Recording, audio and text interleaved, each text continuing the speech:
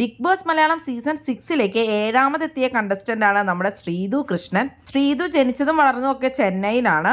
First സീസണിലെ ശ്രീനിഷിനെ പോലെ തമിഴിൽ നിന്നുമുള്ള ഒരാളാണ് ശ്രീതു എന്ന് വേണം പറയാൻ. തമിഴും മലയാളവും ഒക്കെ മിക്സ് ചെയ്തിട്ടാണ് ശ്രീതു ഇപ്പൊ ബിഗ് ബോസിൽ സംസാരിക്കുന്നത്. അത് കേൾക്കാനൊക്കെ ഒരുപാട് ബിഗ് ബോസ് പ്രേക്ഷകർക്ക് ഇഷ്ടമാണ് എന്ന് വേണം പറയാൻ. അമ്മേറിയാതെ എന്ന് പറയുന്ന സീരിയലിലൂടെയാണ് ശ്രീതു സീരിയൽ പ്രേക്ഷകർക്ക് പ്രിയങ്കരിയായത്. കഴിഞ്ഞ സീസണിലെ റെനീഷയെ പോലെ തന്നെ സീരിയൽ ആരാധകർ ഒരുപാട് ഉള്ള ഒരു കണ്ടസ്റ്റന്റ് തന്നെയാണ് ശ്രീതു കൃഷ്ണ.